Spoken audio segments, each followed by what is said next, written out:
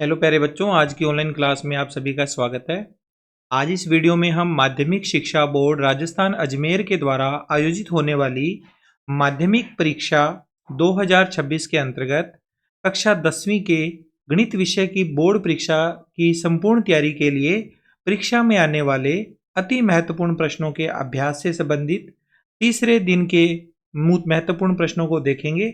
यह हमारा तीसरे दिन का जो वीडियो है, इसमें हम गणित पाठ्य पुस्तक के चैप्टर संख्या 3 दो चरों वाले रैखिक समीकरण युग्म में से आने वाले अति महत्वपूर्ण प्रश्नों को अभ्यास करेंगे। प्यारे बच्चों, आपकी जानकारी के लिए बता दूं कि मेरे द्वारा बोर्ड परीक्षा की संपूर्ण तैयारी के लिए कक्षा 10वीं के गणित विषय की अच्छे से तैयारी करवाने के लिए लगातार प्रति दिवस आपको एक चैप्टर से संबंधित इंपॉर्टेंट क्वेश्चंस करवाए जा रहे हैं। आप 14 वीडियो देखोगे, 14 वीडियो में 14 दिनों में आप कवर कर लोगे। इन सारे वीडियो को आप एक एक करके जरूर देख लेना और इनसे संबंधित जो भी प्रश्न है उनका अभ्यास अच्छे से कर लेना। आपको बोर्ड एग्जाम में काफ़ी कुछ बेनिफिट मिलेगा, क्योंकि मैंने जो भी प्रश्न डाले हैं वो सारे प्रश्न बोर्ड के द्वारा जारी किए गए ब्लूप्रिंट पर बेस्ड हैं। तो ब्लूप्रिंट पर बेस्ड होने के कारण इनके जैसे ही प्रश्न आपको परीक्षा में मिलेंगे। मैं आपको ये 100% कह देता हूँ कि आपको इनके जैसे ही प्रश्न मिलेंगे। हूबहू प्रश्न तो कभी नहीं मिलेंगे, जैसे कि बहुत कम चांसेज होते हैं कि हूबहू प्रश्न आ जाएंगे, क्योंकि बोर्ड परीक्षा में प्रश्नों का जो स्तर होता है वो कुछ अलग तरह का होता है। पेपर को बनाने का तरीका होता है, अपनी तरह से क्वेश्चन बनाए जाते हैं। तो उन क्वेश्चंस को मैं हूबहू तो यहाँ पर नहीं समझा सकता, लेकिन ये बात बिल्कुल सही है, 100% आपको इनके जैसे ही प्रश्न मिलेंगे। तरीका आपको समझना है। तो हम बारी बारी से इस चैप्टर के जो भी क्वेश्चन है वो देख लेते हैं, और बाकी के भी आप वीडियो जरूर देख लेना। चैनल पर अगर आप पहली बार आए हैं तो चैनल को सब्सक्राइब कर लीजिएगा, नोटिफिकेशन भी दबा दीजिएगा, ताकि आपको हर एक वीडियो नोटिफिकेशन के माध्यम से मिल जाए। चैप्टर नंबर 3 की बात अगर करते हैं तो यह चैप्टर कुल 4 अंकों का है और इसमें से 3 प्रश्न बोर्ड की परीक्षा में आएंगे। प्रश्नों का प्रकार रहेगा, एक प्रश्न वस्तुनिष्ठ प्रकार का यानी अवैध वाला, एक प्रश्न आएगा अति लघुतरात्मक प्रकार का और एक प्रश्न आएगा लघुतरात्मक प्रकार का। लघुतरात्मक प्रकार का प्रश्न 2 अंकों का होता है और ये दोनों प्रश्न 1-1 अंक के हैं। तो चलिए इस चैप्टर के इंपॉर्टेंट क्वेश्चंस को देखते हैं और उन्हें हल करना सीखते हैं। सबसे पहले हम देख लेते हैं बहुविकल्पिक प्रश्न यानी अवैध वाला प्रश्न, जो कि 1 अंक का प्रश्न होता है। और इसमें से जो पहला प्रश्न है वो प्रश्न दिया हुआ है, रैखिक समीकरण युग्म a1x plus b1y plus c1 बराबर 0 व a2x plus b2y plus c2 बराबर 0 से निरूपित रेखाएं समांतर होंगी यदि। इनमें क्या आपको 4 ऑप्शन दिए हुए हैं, चारों ही ऑप्शन में से एक ऑप्शन अपने को टिक करना है कौन से वाला सही है। तो आपकी जानकारी के लिए बता दूं, यहां पर आपने एक चीज का ध्यान देना है कि जो अनुपात होता है a1/a2, b1/b2 और c1/c2, ये अनुपात हमें इनके बीच में जो भी 2 समीकरणें दे रखी होती है इनके मान निकालकर हम ये देखते हैं कि अनुपात कैसा आया। ये प्रतिबंध होता है, इसको देखते होते हैं। अगर ये तीनों बराबर आ जाएं, a1/a2 का मान निकाला, b1/b2 का मान निकाला और c1/c2 का मान निकाला, अगर तो ये तीनों बराबर आ जाए तो क्या होगी, रेखाएं कैसी होएगी, रेखाएं होगी समांतर, तो सॉरी संपाती। रेखाएं कैसी होगी, संपाती। रेखाएं संपाती हो जाएगी और संपाती रेखाओं के अनंत हल होते हैं, अनंत हल होते हैं, अपरिमित रूप से बहुत सारे हल होते हैं। तो इसको हम अनंत हल, अपरिमित रूप से अनेक हल भी कह सकते हैं। और हल का प्रकार कैसा होता है, संगत होता है। तो ये चीजें आपको याद रखनी है। परंतु दूसरी स्थिति, ये पहली स्थिति बताई है, दूसरी स्थिति में देखो याद रखना a1/a2, कभी कभी ऐसा भी होगा कि ये बराबर तो आया है b1/b2 के, दो तो बराबर हो गए लेकिन तीसरा मान बराबर नहीं हुआ, c1/c2 बराबर नहीं आया। ऐसी स्थिति में क्या होगा, रेखाएं कैसी होगी, समांतर हो जाएगी। रेखाएं एक दूसरे के समांतर होगी और समांतर रेखाएं कभी भी एक दूसरे को काटती नहीं है। अगर काटती नहीं है तो उनका कोई हल नहीं होगा, इन रेखाओं का कोई हल नहीं है, कोई हल नहीं। और अगर कोई हल नहीं है तो हल की प्रकृति कैसी है, असंगत।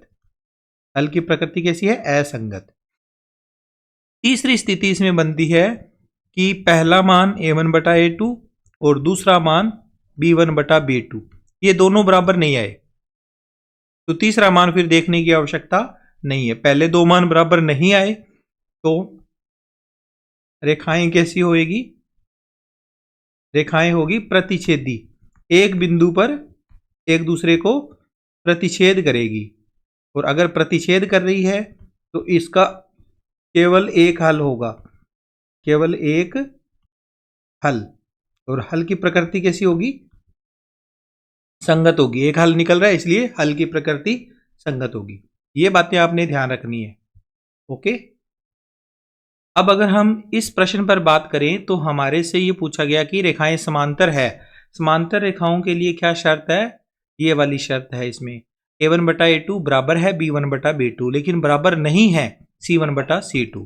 तो ये वाली स ऑप्शन में आपको देखो लिखा हुआ है a1 बटा a2 बराबर है b1 बटा b2, बराबर नहीं है c1 बटा c2 के। तो ये उत्तर हो जाएगा इसका। नेक्स्ट इसका सेकंड क्वेश्चन देख लेते हैं। सेकंड क्वेश्चन में हमें दिया गया है 4 वर्ष बाद रमेश की आयु सोहन की आयु के दुगने से 5 वर्ष कम होगी। यदि दोनों की वर्तमान आयु क्रमशः x व y वर्ष हो तो उपरोक्त कथन से निरूपित समीकरण होगी। समीकरण बतानी है हमने। तो देखो दो बातें इसमें ध्यान रखो, एक तो रमेश और सोहन की आयु में तुलना करनी है, दूसरी बात 4 वर्ष बाद की बात इसमें हो रही है। तो इसको आप शॉर्ट में हल करोगे तो हल करने का मेथड क्या रहेगा? सबसे पहले एक तरफ तो लिख लो रमेश, शॉर्ट में बता रहा हूं इसलिए ज़्यादा ध्यान इस पे नहीं लगाना कि आप मैंने ऐसे क्यों लिखा। रमेश और सोहन, रमेश की आयु को हमने x वर्ष माना है, सोहन की आयु को y वर्ष माना है। ये वर्तमान आयु है, जैसा कि प्रश्न में लिखा था कि दोनों की वर्तमान आयु x व y वर्ष हो, तो हमने x और y मान लिया। अब 4 वर्ष बाद की बात हो रही है तो बाद में क्या होगा? 4 वर्ष बड़े हो जाएंगे ये। आज अगर कोई व्यक्ति x वर्ष का है, 4 साल बाद उसकी आयु में 4 और ऐड हो जाएंगे, तो दोनों में 4 ऐड कर दीजिए। अब कथन पे आओ, देखो क्या लिखा है कथन में, 4 वर्ष बाद रमेश की आयु सोहन की आयु के दुगने से 5 वर्ष कम होगी। इसका दुगना और उसमें से 5 वर्ष कम, दुगने में से 5 वर्ष कम। अब इसे हल कर लो बीच में बराबर का निशान लगाकर। इसको हल करेंगे x प्लस 4, इधर कोई हल नहीं हुआ, इधर अपने 2 का मल्टीप्लाई कर दो अंदर, 2y प्लस 2 का गुणा 4 से करेंगे 8 माइनस 5। अब देखो सारे आंसर जो दिए हुए हैं बराबर में 0 है सबके, तो इधर भी बराबर में 0 लेके आना है। x प्लस 4, ये 2y इधर आएगा, माइनस का 2y, प्लस का 8 और माइनस का 5। 8 में से 5 कम हो गए 3 प्लस के, लेकिन इस तरफ आएंगे तो माइनस के 3 हो जाएंगे, बराबर में 0। अब इसे हल करो, x ये माइनस का 2y प्लस के 4 माइनस के 3, तो प्लस का 1 बच गया। x माइनस 2y प्लस 1 बराबर 0। ये आंसर होना चाहिए और ये आंसर हमारा ऑप्शन ब में दिया हुआ है, x माइनस 2y प्लस 1 बराबर 0। तो ये सही उत्तर होगा इसका। इस तरह से हमने इस प्रश्न को सोल्व कर लिया। अब हम इसका अगला प्रश्न देख लेते हैं, प्रश्न क्रमांक 3, जिसमें पूछा गया है रेखिक समीकरण युग्म x प्लस 2y माइनस 5 बराबर 0 और minus 4x minus 8y plus 20 बराबर 0 के हल हैं। इनके हल बताने हैं, अद्वितीय हल, अपरिमित रूप से अनेक हल, कोई हल नहीं या इनमें से कोई नहीं। तो इस तरह के प्रश्न जब आ जाते हैं बच्चों तो आप ये ध्यान रखो, आपको वो कंपेयर करना है a1 बटा a2 का मान, b1 बटा b2 का मान और c1 बटा c2 का मान। ये तीनों मान आपको निकालने हैं और इनको चेक करना है कि इनके मान क्या आ रहे हैं, और उसके आधार पे हम बता पाएंगे। देखो a1 बटा a2, a1 क्या होता है?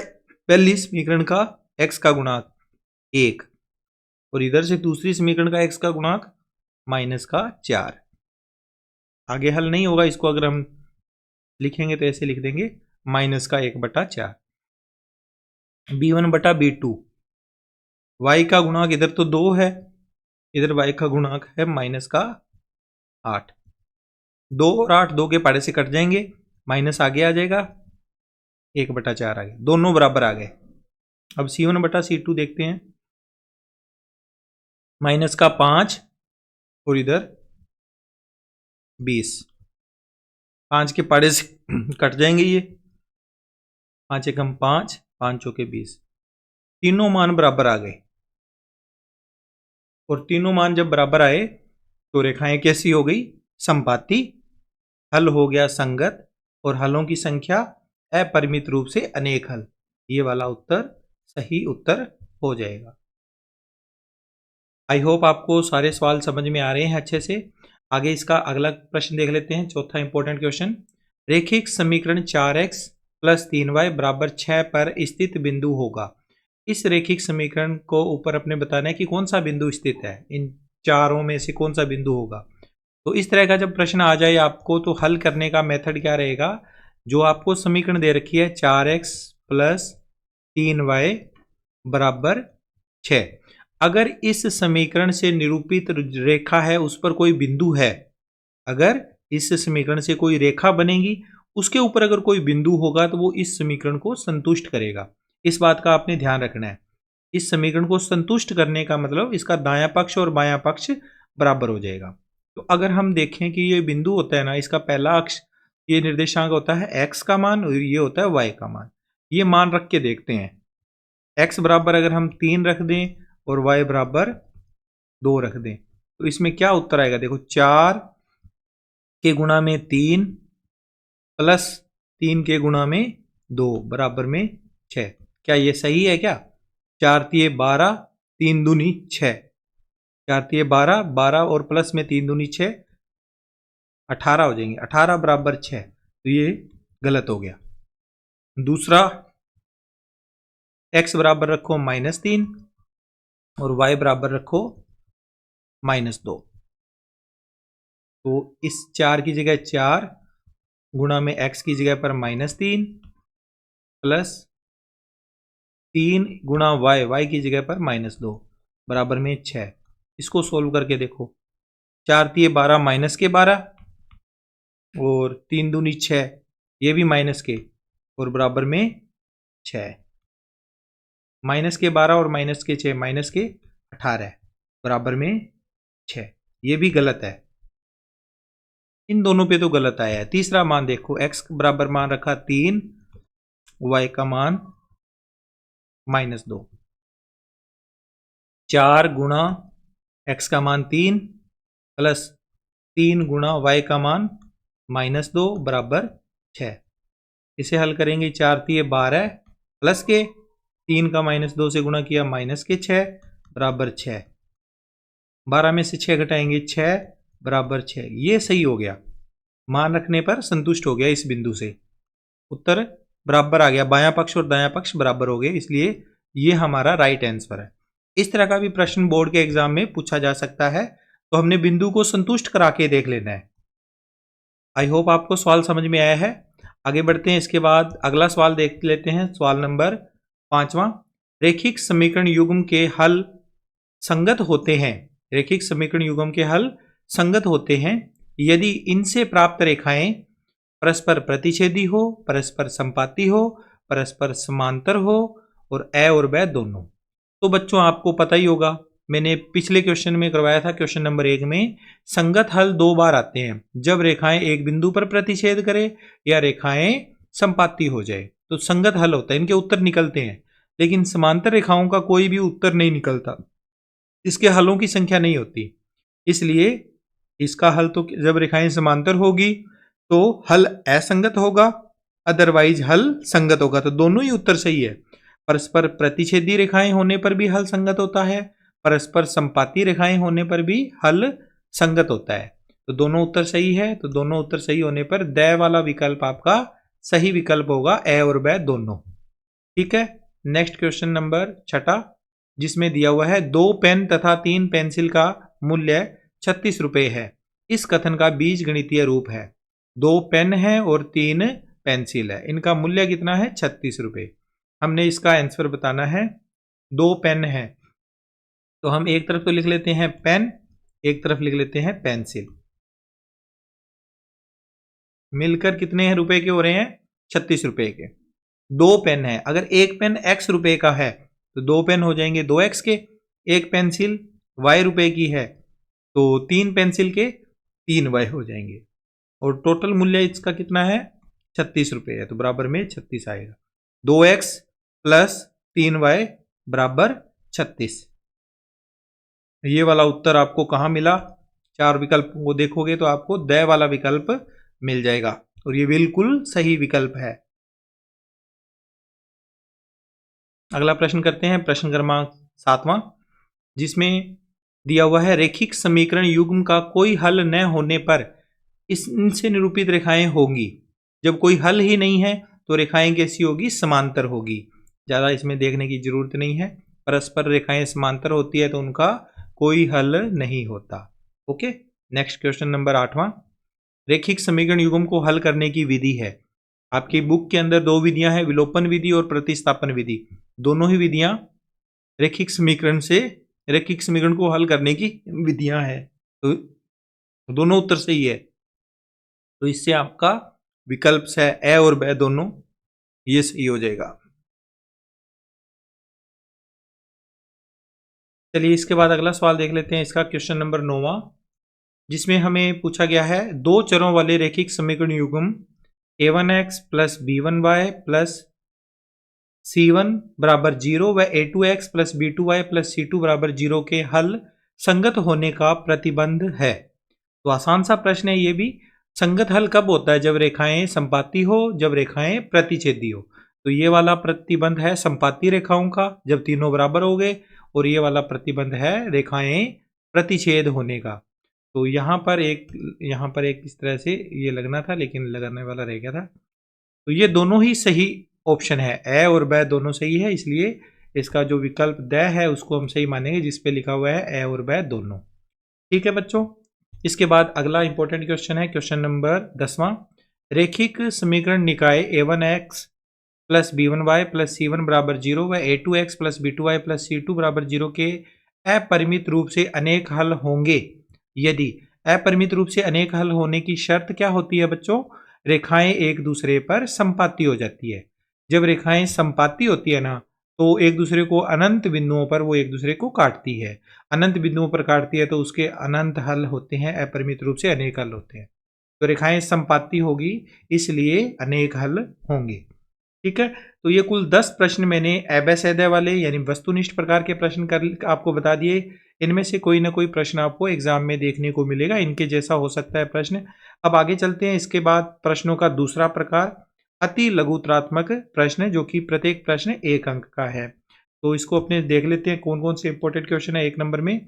जैसे कि पहला प्रश्न है, रैखिक समीकरण युग्म 2x प्लस 3y माइनस 7 बराबर 0 व 4x माइनस 6y प्लस 11 बराबर 0 के द्वारा निरूपित रेखाओं की प्रकृति ज्ञात कीजिए। इनकी प्रकृति बतानी है कि रेखाएं कैसी होएगी। तो इस तरह का जब प्रश्न आ जाए आपको कि रेखाओं की प्रकृति बतानी है, तो पहले दोनों समीकरणों को लिख लो। पहली समीकरण है 2x प्लस 3y माइनस 7 बराबर 0, समीकरण नंबर 1। दूसरी समीकरण इसके जस्ट नीचे लिख लेते हैं, 4x प्लस माइनस है 4x के बाद 4x माइनस 6y प्लस 11 बराबर 0, समीकरण नंबर 2। समीकरणों को लिखते टाइम आपने एक बात का ध्यान देना है कि बराबर में 0 होनी चाहिए। अगर बराबर में 0 नहीं है तो वो समीकरण मानक समीकरण नहीं कहला सकती। मानक समीकरण में बराबर में 0 होता है, ये आपको बात नॉलेज में रखनी है। अगर बराबर में कोई इधर वाली संख्या है तो उसको इधर लाकर बराबर में 0 लाने के बाद आप सवाल को आगे कंटिन्यू करोगे। इसके तो बराबर में 0 ही है, तो कोई भी आगे सवाल को हम स्टार्ट एक्स्ट्रा कार्य किए बिना आगे स्टार्ट कर सकते हैं। प्रकृति ज्ञात करने के लिए फिर से अपने को क्या निकालना है? a1 बटा a2 निकालना है। पहले तो a1 बटा a2 निकालो, कितना आता है? इधर 2 है, इधर 4 है। x वाले जो गुणांक है उनको सोल्व कर लेंगे तो 2 बटा 4 यानी कटने के बाद 1 बटा 2 आ गया। इसी तरह से अब हम b1 बटा b2 निकालेंगे, तो इधर y के गुणा में क्या है? 3 है, इधर y के गुणा में क्या है? माइनस का 6 है। चिन्ह का खास तौर पे ध्यान रखना है बच्चों, अगर चिन्ह आप गलत कर देते हो तो सवाल गलत भी हो सकता है। तो चिन्ह की खास तौर पे आपको ध्यान देना है 3/6 कटने के बाद 1/2 बनता है, लेकिन अगर जल्दबाजी में आपने माइनस नहीं रखा तो 1/2 ही लिख दोगे आप। अगर माइनस लगा हुआ है तो माइनस आगे लिखकर इसको 1/2 लिखोगे। अब देखो क्या ये दोनों बराबर है? ये बराबर नहीं है। ये 1/2 है, ये -1/2 है। बराबर नहीं है तो नीचे लिख दो अतः A1/A2 बराबर नहीं है B1/B2 के। और अगर ये बराबर नहीं है तो निरूपित रेखाओं की प्रकृति कैसी होगी? निरूपित रेखाएं क्या होगी? प्रतिच्छेदी होंगी। निरूपित रेखाएं एक बिंदु पर प्रतिच्छेद करती है या प्रतिच्छेदी रेखाएं हैं, ऐसा भी लिख सकते हो, प्रतिच्छेद करती है। ये इसका आंसर आ गया। आसान था प्रश्न। क्या पूछा गया था? रेखाओं की प्रकृति। आपने दोनों रेखाएं लिख ली, उनके गुणांकों का अनुपात निकाल लिया, A1/A2 और B1/B2। अगर आवश्यकता होती, अगर ये दोनों बराबर हो जाते तो हम C1/C2 भी निकालते, परंतु ये दोनों बराबर नहीं है तो तीसरा मान निकालने की आवश्यकता ही नहीं रही। ठीक है, अब हम अगला सवाल कर लेते हैं। और अगला दूसरा सवाल है, जांच कीजिए कि रेखिक समीकरण युग्म 3x + 4y = 11 एवं x + 4/3y = 1 के हल संगत है या असंगत है। संगत और असंगत हल बताने हैं तो हमारे पास जो दो समीकरण हैं उनको देखते हैं। पहली समीकरण तो है 3x + 4y, 3x + 4y = 11। हम इसको समीकरण नहीं मानेंगे, हम इसको चेंज करेंगे। बराबर में 0 होना चाहिए था, बराबर में 0 नहीं है। हम यहाँ पर इसको सोल्व करेंगे। 3x + 4y, ये प्लस बराबर में जो प्लस के 11 थे वो इस तरफ आकर बराबर के इस तरफ आके माइनस के 11 हो जाएंगे और बराबर में आ जाएगा 0। इसको मानेंगे समीकरण नंबर 1। दूसरी समीकरण जो हमें यहाँ पर दी हुई है, x + 4/3 y = 1। इसमें भी आप एक चीज नोट करो, बराबर में 1 है, ये इधर आएगा, लेकिन एक और समस्या इसमें है कि बटा में इसके 3 आ गया। ये 3 यहां नहीं होना चाहिए था बटा में। तो 3 से पूरी समीकरण को गुणा भी कर दो और इस 1 को भी इधर ले आओ, फिर देखो समीकरण में क्या बनता है। यहां 3 का गुणा होगा तो ये बन जाएगा 3x, फिर आगे प्लस, यहां पर भी 3 का गुणा करेंगे, बटे वाला 3 गुणे वाले 3 से कैंसिल, 4 बच जाएगा, 4y बराबर में जो 1 है इसके साथ भी 3 का गुणा होगा तो 3 एकम 3, वो इस तरफ 3 है जो इधर आके बराबर के माइनस का 3 हो जाएगा और बराबर का 0। समीकरण नंबर 2। इन दोनों समीकरणों से अब हम चेक करेंगे कि हल संगत है या नहीं है। अब हमें A1/A2 निकालना है। पहले तो x के गुणांकों का अनुपात 3/3 यानी 1 आ गया। फिर हम B1/B2 निकालेंगे। B1/B2 4 और 4, 4/4, दोनों प्लस के हैं तो प्लस के ही लिखे हैं, ये भी 1 आ गया। दोनों बराबर आ गए तो अब हमें C1/C2 भी निकालना है। C1/C2 -11 बटा -3, माइनस माइनस कैंसिल, 11/3। तो आप देखो बच्चों, पहले दो मान तो बराबर आ गए लेकिन तीसरा मान बराबर नहीं आया, तो नीचे लिख दो अर्थात क्या आया? A1/A2 बराबर है B1/B2 लेकिन बराबर नहीं है C1/C2। तो इससे हमें क्या पता लगा? रेखाएं कैसी है? समांतर। और समांतर रेखाओं का हल कैसा होता है? असंगत होता है। तो लिख दो हल असंगत है। यही पूछा गया था कि संगत है या असंगत है, तो हल कैसा हुआ? असंगत है। तो ये 1 नंबर में ये प्रश्न पूछा गया, इजीली मैंने आपको सोल्व करना सिखा दिया। नेक्स्ट क्वेश्चन की ओर बढ़ते हैं। क्वेश्चन नंबर 3, बहुत ही आसान सा प्रश्न है ये। रेखा दे रखी है 2x - 3y + k = 0 पर स्थित एक बिंदु P 5,1 है, k का मान ज्ञात करो। तो हम इस सवाल को करेंगे। देखो, रेखा के ऊपर अगर कोई बिंदु स्थित है तो वो रेखा को संतुष्ट करता है, तो हम इसको संतुष्ट करवाएंगे, हमें k का मान मिल जाएगा। रेखा 2x minus 3y plus k बराबर 0 पर बिंदु P 5,1 स्थित है। अतः यह रेखा की समीकरण को संतुष्ट करेगा।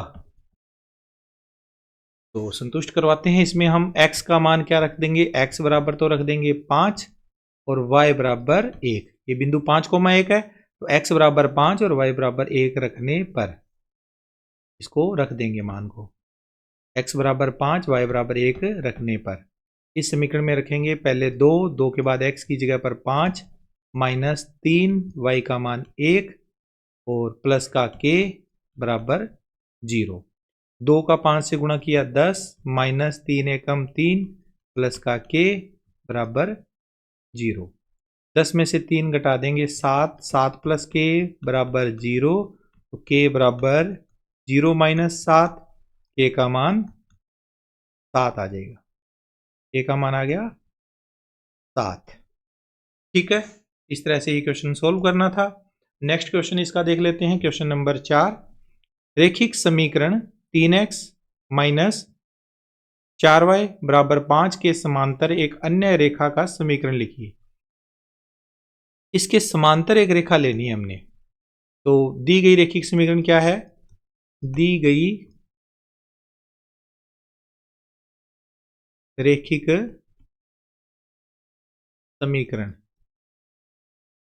समीकरण है 3x माइनस 4y बराबर 5। ये एक रेखिक समीकरण है। इसके समांतर हमने एक रेखा लिखनी है। समांतर एक अन्य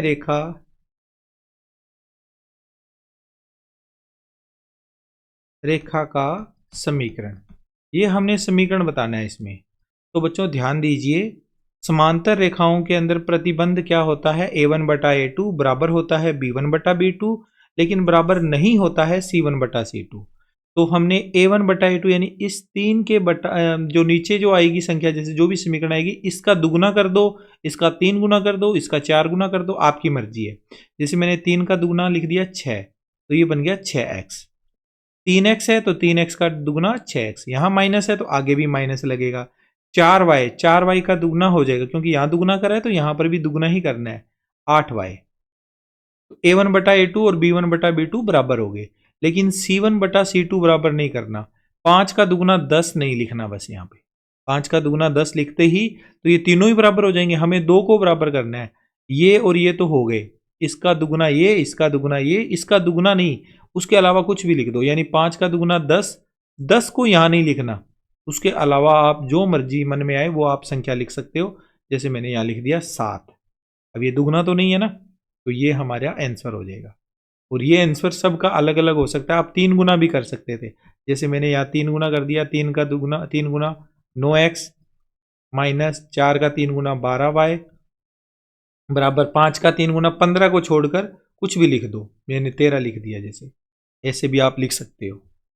ठीक है, हमारा एक ही आंसर सही होगा, आप ऊपर वाला नोट कर लो, ये वाला।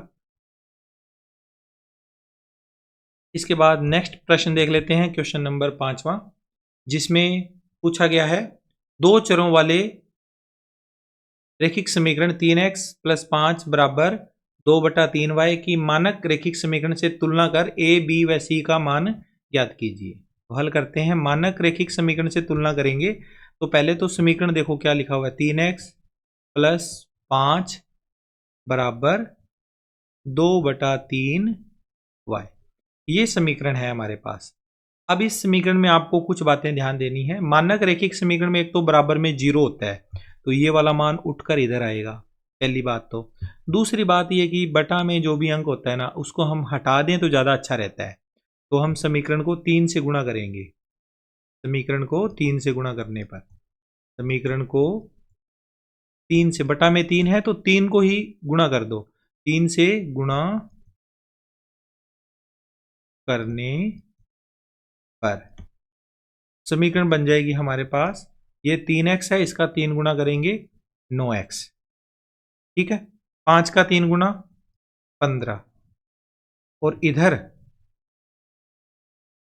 3 गुना करेंगे तो 3 नीचे वाला हट जाएगा, 2y बच जाएगा। ऊपर 3 का गुणा करेंगे, 3 से 3 कैंसिल, 2y बराबर के इस तरफ 2y प्लस का है, जब इधर आएगा तो माइनस का 2y हो जाएगा और बराबर में 0।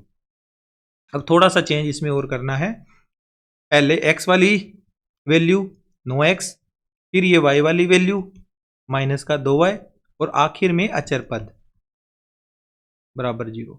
ये है हमारी समीकरण। अब मानक समीकरण से तुलना करनी है। मानक रैखिक समीकरण, मानक रैखिक समीकरण क्या होती है? ax plus by plus c बराबर 0 से तुलना करने पर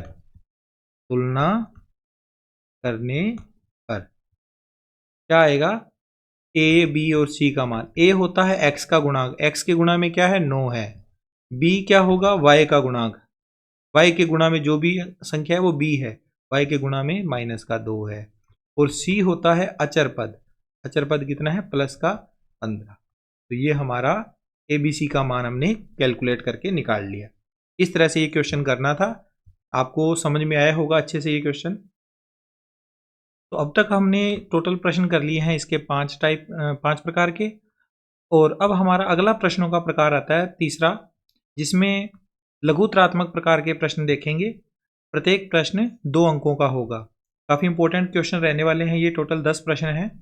तो इसमें से पहला प्रश्न है, विलोपन विधि से रैखिक समीकरण युग्म 2x प्लस 3y बराबर 8 और 4x प्लस 7y बराबर 18 को हल कीजिए। कौन सी विधि है? विलोपन विधि। तो विलोपन विधि से हमने हल करना है, तो पहले मैं समीकरणें लिख लेता हूँ। दी गई समीकरणें जो हमें जैसी लिखी हुई है वैसी की वैसे लिख लेते हैं। 2x प्लस 3y बराबर 8, ये है समीकरण नंबर 1। और दूसरी समीकरण है, इसके नीचे ही लिख लेते हैं, 4x प्लस 7y बराबर 18। दोनों समीकरणें नोट कर ली। अब हमें इसमें विलोपन विधि अप्लाई करनी है। और विलोपन विधि में क्या करना होता है? जो गुणांक है उनको बराबर करना होता है। चाहे x वाले गुणांक बराबर कर लो, चाहे आप y वाले गुणांक बराबर कर लो। अब x वाले गुणांकों को देखो, इसका एक गुणांक है 2 और 4, इनको एक जैसा बनाना है, या फिर y वाले गुणांकों को एक जैसा बनाना है। आसान ज़्यादा ये लग रहा है कि अगर ऊपर वाली समीकरण का दुगुना कर दें तो यहाँ 2 की जगह 4 आ जाएगा, दोनों आपस में बराबर हो जाएंगे। बस इतना सा कार्य करना है। समीकरण 1 के साथ हमने 2 का गुणा कर देना है। समीकरण 1 जो है उसके साथ 2 का गुणा कर दो और समीकरण को दोबारा से नोट करो। समीकरण 1 के साथ 2 का गुणा पूरी समीकरण से करना है।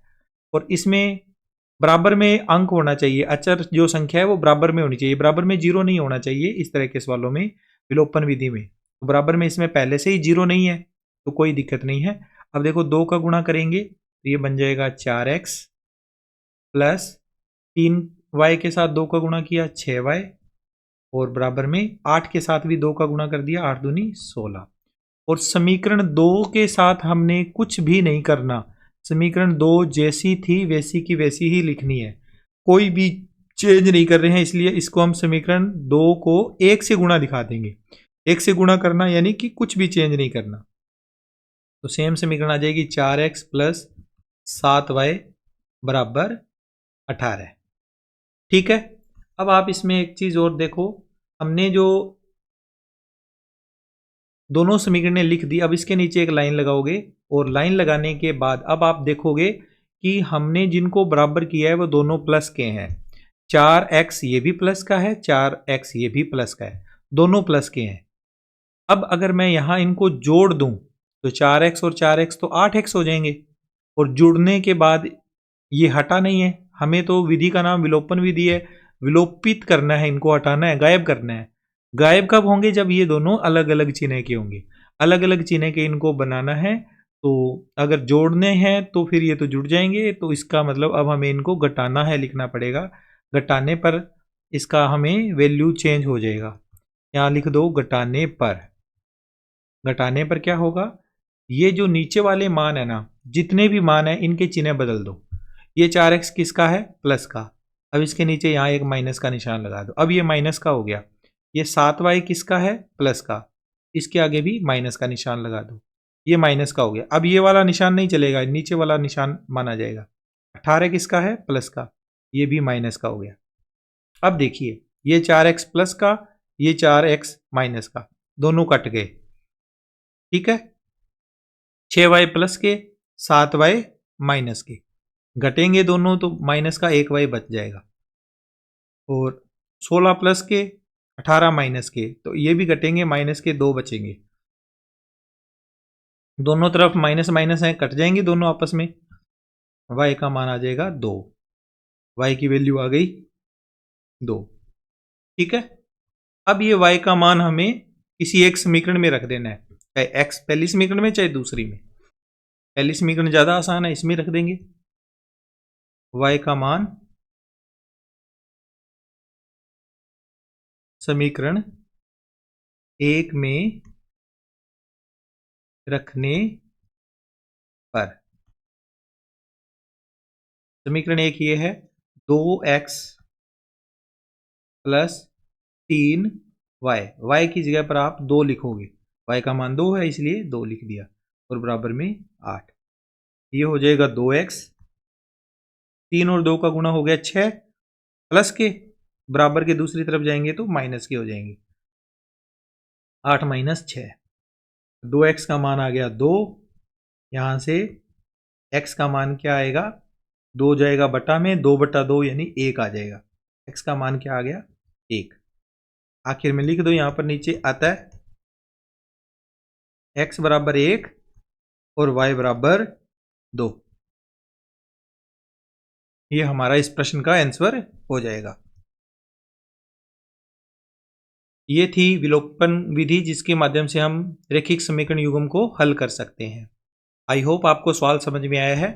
आगे चलते हैं, इसका सेकंड क्वेश्चन देख लेते हैं, जिसमें लिखा हुआ है रैखिक समीकरण युग्म 2x प्लस 3y बराबर 11 और x माइनस 2y प्लस 12 बराबर 0 को प्रतिस्थापन विधि से हल कीजिए। इसमें हम प्रतिस्थापन विधि काम में लेंगे, तो देखो कैसे लिखेंगे। पहले जो समीकरण लिखी हुई है, जैसी लिखी हुई है वैसी की वैसी लिख दो। 2x प्लस 3y बराबर 11, समीकरण नंबर 1। और दूसरी समीकरण है x माइनस 2y प्लस 12 बराबर 0, समीकरण नंबर 2। कौन सी विधि काम में लेनी है हमने, प्रतिस्थापन विधि। तो देखो बच्चों, प्रतिस्थापन विधि में क्या करना होता है, विलोपन विधि में तो क्या करना होता है, x या y के गुणांकों को एक जैसा बनाना होता है। परंतु विलोपन विधि में क्या करना होता है, जो समीकरण आपको अच्छी लगे, जो आसान लगे, उस समीकरण से x या y का मान निकालना होता है और दूसरी वाली समीकरण में प्रतिस्थापित करना होता है, यानी रखना होता है। जैसे इस समीकरण को और इस समीकरण को देखो, इसके x का गुणांक में 2 है, इसके x के गुणांक में यहां 1 लिखा हुआ है। ये आसान समीकरण है, ठीक है, x के गुणांक छोटा है इसका, तो हमने इस समीकरण से x का मान निकाल लेना है और उसको फिर दूसरी वाली समीकरण में रख देना है। तो इस समीकरण को चयन करके हम आगे सवाल को बढ़ाएंगे। लिखेंगे इसमें समीकरण 2 से, समीकरण 2 से हमें क्या मिलेगा, x का मान। तो x का मान निकालना है, तो x बराबर क्या आ जाएगा, ये दोनों मान दूसरी साइड जाएंगे। 2y है ये भी दूसरी साइड जाएगा, 12 है ये भी दूसरी साइड जाएगा। तो पहले ये 2y अगर दूसरी साइड जाए तो ये क्या बन जाएगा, प्लस का बन जाएगा। माइनस का था इधर, इधर आके प्लस का हो गया। और 12 जो है प्लस का है, इधर आके माइनस का 12 हो गया। ठीक है, अब अगर आप देखो, अगर यहाँ 3 4 2 8 कुछ ऐसा लगा होता तो वो भी हटकर बटा में चला जाता। इसके ऐसा कुछ नहीं है, तो अब x का मान हमने निकाल लिया, x बराबर 2y माइनस 12। इसको समीकरण नंबर 3 मान लीजिए। देखो आपने क्या किया, दोनों समीकरणों को वाच किया, देखा उनको ध्यान से प्रतिस्थापन विधि में। उन दोनों समीकरणों में से आपको आसान समीकरण लगी दूसरी, क्योंकि इसमें x के गुणा में छोटी संख्या है 1 है, इसके x के गुणा में 2 है, तो छोटी संख्या आपने फाइंड करनी है, छोटी से छोटी संख्या होनी चाहिए। छोटी संख्या इसमें 1 थी, हमने इस समीकरण को चयन कर लिया। इसको हल करने के बाद हमने x का मान निकाल लिया, उसे समीकरण नंबर 3 दे दी नाम। अब ये x का मान हमें समीकरण 1 में रखना है। 2 में से तो इसको निकाला है, वापस 2 में मत रख देना। समीकरण 2 में से निकाल कर समीकरण 1 में रखना है। अगर 1 में से निकालेंगे तो फिर उस वाले मान को समीकरण 2 में रखना होगा। हम यहाँ लिखेंगे x का मान कहाँ रखना है, समीकरण 1 में रखने पर। समीकरण 1 में रख दीजिए। समीकरण 1 ये है, यहाँ लिखेंगे पहले तो 2 और फिर उसके बाद x आ गया, तो x की जगह पर ये पूरा मान, ये मान है 2y माइनस 12 और प्लस में आगे 3y बराबर में 11। इसे हल करो, 2 का अंदर गुणा करेंगे 2 दूनी 4, 4y, 2 का इधर गुणा करेंगे माइनस के हो जाएंगे 12 दूनी 24 और प्लस के ये 3y बराबर के 11। 4y और 3y दोनों प्लस के हैं, 7y हो जाएंगे और 11 तो पहले से इधर थे, ये 24 जब माइनस वाले इधर आएंगे तो प्लस के 24 हो जाएंगे। तो 7y का मान हो जाएगा 11 प्लस 24 कितने होते हैं 35 और y का मान आ जाएगा 35 बटा 7, यानी y की वैल्यू आ गई 35 में 7 का भाग देंगे 5, y का मान आ गया 5। ठीक है, ये y का मान निकालने के बाद अगले पेज पे आप लिखोगे, मैं यहाँ साइड में ही कर देता हूँ। y का मान अब आप कहाँ रखोगे, y का मान समीकरण 3 में रख दो। समीकरण 3 में रखने पर y का मान समीकरण 3 में रख दो, ये वाली समीकरण है इसमें रख दो। x बराबर 2y की जगह पर 5 माइनस के 12, x बराबर आ जाएगा 2 पंजे 10 माइनस 12, x बराबर आ जाएगा 10 में से 12 घटाएंगे तो माइनस का 2 आएगा। x की वैल्यू आ गई -2, नीचे लिख दीजिए। अब x और y दोनों ज्ञात हो गए तो लिख दो, अतः x बराबर तो आया है -2, y बराबर आया है 5 और ये हमारा सोल्यूशन हो गया इस क्वेश्चन का। तो ये है प्रतिस्थापन विधि, जिसमें हमने दोनों समीकरणों को देखकर छोटे वाली समीकरण को चयन करना है, उसमें से x या y का मान निकालना है, उसको समीकरण 3 मान लेना है। समीकरण 3 मानने के बाद वो वाला जो मान है वो समीकरण दूसरे वाली समीकरण में रख देना है, फिर वहां से एक चर का मान आ जाएगा, फिर उस चर के वाले मान को समीकरण 3 में प्रतिस्थापित कर देना है, फिर हमारा आंसर हमें मिल जाएगा दूसरे वाले चर की वैल्यू। चलिए नेक्स्ट क्वेश्चन देख लेते हैं। क्वेश्चन नंबर 3, दो संख्याओं का अंतर 26 है तथा बड़ी संख्या छोटी संख्या के 3 गुने से 4 अधिक है, संख्याएं ज्ञात कीजिए। बहुत ही अच्छा प्रश्न है। दो संख्याओं का अंतर दे रखा है, यानी एक संख्या बड़ी है एक संख्या छोटी है, तो हम संख्याओं को मान लेंगे। माना बड़ी संख्या क्या है बराबर x और छोटी संख्या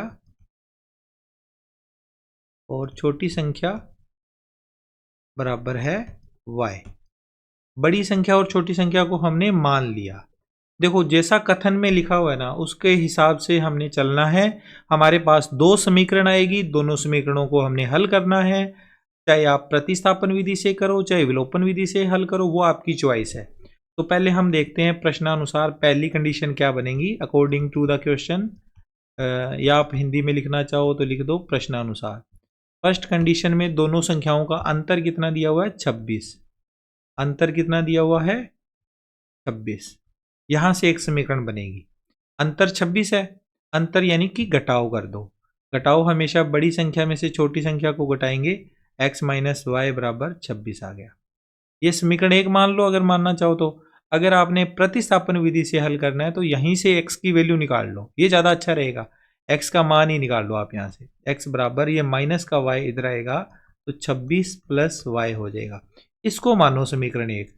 क्यों? क्योंकि हम प्रतिस्थापन विधि से करेंगे सवाल को। x की वैल्यू हमें आगे जहां x चाहिए होगा वहां x की जगह पर 26 प्लस y रख देंगे।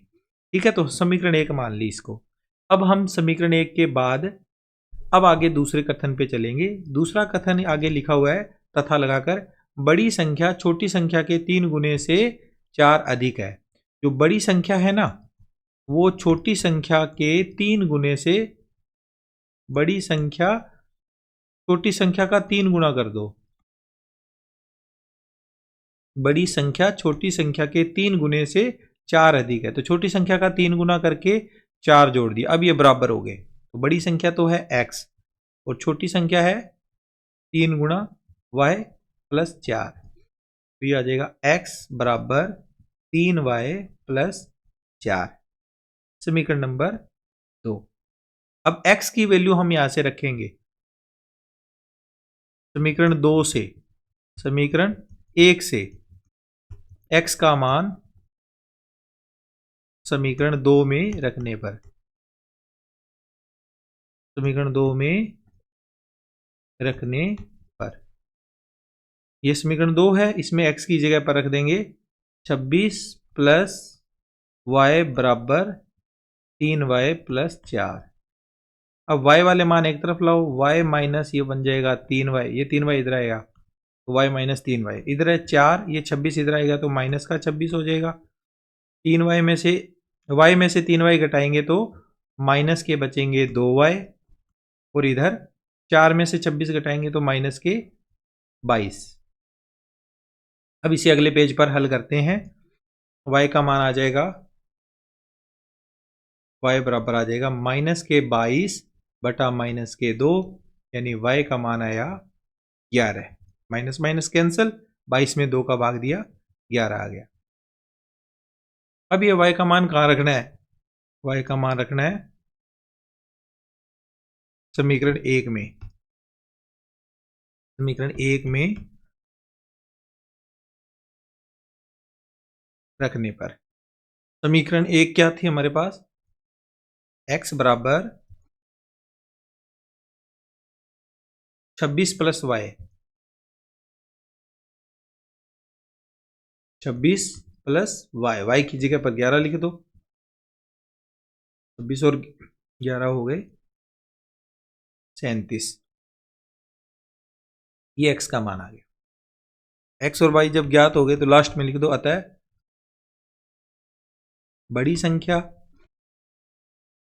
जिसको हमने x माना हुआ था वो तो आ गई 37, और छोटी संख्या, और छोटी संख्या y जिसका मान आ गया 11। ओके, आई होप आपको सवाल समझ में आया है। अगले सवाल की ओर बढ़ते हैं। नेक्स्ट क्वेश्चन है इसका क्वेश्चन नंबर 4, 2 नंबर का अति लघुत्रात्मक प्रकार का प्रश्न। यदि किसी भिन्न के अंश में 1 जोड़ दें तथा हर में से 1 घटा दें तो भिन्न 1 में बदल जाती है, और केवल हर में 1 जोड़ दें तो यह 1/2 हो जाती है। रेखिक समीकरण युग्म का निर्माण कर भिन्न संख्या ज्ञात कीजिए। अच्छा प्रश्न है, भिन्न वाला सवाल है। तो भिन्न वाले सवाल के अंदर 2 बातें आपको ध्यान रखनी है। भिन्न वाले सवाल में एक तो अंश और हर, 2 चीजें होती है। अंश ऊपर वाली संख्या को कहते हैं, हर नीचे वाली को। भिन्न का मतलब बटा होता है, ऊपर वाला तो होता है अंश और नीचे होता है हर। कोई भी भिन्न अंश बटा हर के रूप में लिखी होती है। इसके आधार पर हमें पहले अंश और हर को मानना पड़ेगा। तो लिखेंगे पहले हम, माना भिन्न का अंश बराबर x तथा हर बराबर y है। अतः भिन्न संख्या क्या हो जाएगी? अतः भिन्न संख्या होगी, जो भिन्न संख्या बनेगी वो क्या होगी? भिन्न हमेशा अंश बटा हर रूप में होती है, अंश बटा हर। तो भिन्न बन जाएगी अंश x हर y। हमें इसकी वैल्यू निकालनी है आखिर में, और इसकी वैल्यू निकालने के लिए हमें x y का मान निकालना है। अब हम प्रश्नानुसार चले, इसमें क्वेश्चन को आगे बढ़ाते हैं। प्रश्नानुसार लिखकर पहले सवाल में इसमें क्या लिखा है? जो अंश और हर के रूप में भिन्न है, इसमें यह लिखा है कि अंश में तो 1 जोड़ दें और हर में से 1 घटा दें तो भिन्न किस में बदल जाती है, एक में बदल जाती है। इसको अब आप हल करो। अंश का मतलब x प्लस एक और बटा में y माइनस एक। अंश में एक जोड़ दिया, हर में से एक घटा दिया और बराबर में एक को आप एक बटा एक लिख लो। तिरछा गुणा करोगे इसका, तो तिरछा गुणा करने पे आपको मिल जाएगा, इनका गुणा करोगे x प्लस एक का, एक से गुणा करोगे x प्लस एक आएगा, और y माइनस एक का इधर गुणा करोगे y माइनस एक आएगा। अब आप यहां से देखो, विलोपन विधि, प्रतिस्थापन विधि दोनों विधियां हैं, लेकिन जब आपके पास डायरेक्ट x की वैल्यू आ सकती है तो आप x का मान निकाल लिया करो, ताकि प्रतिस्थापन विधि से एक समीकरण कम बनती है। यहाँ पर ये माइनस का एक इधर आएगा, प्लस का एक इधर आएगा, माइनस का एक हो जाएगा, माइनस का एक और फिर एक माइनस का एक इधर वाला, x बराबर आ जाएगा y माइनस 2। ये हमारी समीकरण नंबर पहली बनाएंगे, इसे पहली समीकरण ये बनी है। सेकंड स्थिति में क्या कहा जा रहा है कि जो अंश और हर है, अंश बटा हर की जो भिन्न है, अगर इस भिन्न में केवल हर में एक जोड़ दें, केवल हर में ही एक जोड़ना है, अंश में नहीं जोड़ना कुछ भी, तो भिन्न किस में बदल जाती है, एक बटा दो में बदल जाती है, जैसा कि प्रश्न में लिखा हुआ है। अंश बटा हर है तो हर में एक जोड़ने पर भिन्न एक बटा दो हो जाती है। अब इसके आधार पर हम सवाल को आगे बढ़ाएंगे। भिन्न हमारे पास पहले x बटा y थी, लेकिन हर में एक जोड़ने पे भिन्न बन गई एक बटा दो। तिरछा गुणा करेंगे, दो का इधर गुणा 2x बराबर y प्लस एक का गुणा एक से y प्लस एक आएगा। इस 2x के अंदर x आया हुआ है, इस x का मान हम यहां से पहले इसको समीकरण बना लेते हैं, ज़्यादा इजी ये रहेगा। 2x माइनस वाई बराबर एक, समीकरण नंबर 2। अब लिखेंगे यहां पर x का मान कहाँ रखना है, समीकरण 2 में रखने पर, समीकरण 2 में रखने पर x का मान कहाँ से आया, समीकरण 1 से, इसमें रखेंगे तो पहले 2x की जगह पर यहाँ आएगा y माइनस 2, फिर माइनस y बराबर 1, दो का अंदर गुणा करेंगे 2y माइनस 4, फिर y माइनस का, फिर 1, 2y में से 1y घटाएंगे तो 1y बचेगा प्लस का, और बराबर में 1, ये माइनस का 4 इधर आके प्लस का 4 हो जाएगा। y का मान तो आ गया 4 और 1 5, ये तो y का मान आ गया। अब x का मान हमने निकालना है, तो समीकरण 1 में इसका मान रख दो, y का मान रख दो, y का मान रखने पर समीकरण 1 में y का मान रखना है, x बराबर y माइनस 2 था तो y की जगह 5 माइनस 2, x का मान आ जाएगा 3। ठीक है, ये x और y हमने निकाल लिए। लास्ट में लिख दो अतः भिन्न संख्या। अब जो भिन्न संख्या इस प्रश्न में दे रखी थी वो भिन्न संख्या अब हमने ज्ञात कर ली। भिन्न संख्या x बटा y की फॉर्म में थी, x का मान 3 और बटा में y का मान 5। ये इस क्वेश्चन का आंसर आ जाएगा। मुझे पूरी आशा है आपको ये सवाल भी अच्छे से समझ में आया है। आगे बढ़ते हैं, इसके बाद अगला सवाल करेंगे, क्वेश्चन नंबर 5वां। चक्रीय चतुर्भुज ABCD के चारों अंतः कोण, कोण A 6x प्लस 10 डिग्री है, कोण B 5x है, कोण C का मान x प्लस y डिग्री है और कोण D का मान 3y माइनस 10 डिग्री है। x और y के मान ज्ञात करने हैं। तो ये अच्छा सवाल है, इस तरह के क्वेश्चन एग्जाम में पूछे जाते होते हैं। हालांकि ये बुक में शायद ही आपके क्वेश्चन हो, इस तरह का क्वेश्चन बुक में नहीं है, लेकिन कॉन्सेप्ट आपके है ये बुक में। चक्रीय चतुर्भुज जो है 9th क्लास में आपने पढ़ा था, उसके जो सम्मुख कोण होते हैं उनका योग 180 डिग्री होता है।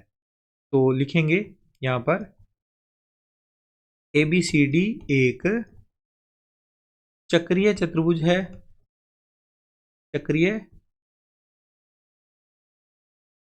चतुर्भुज है, अतः सम्मुख कोणों का योग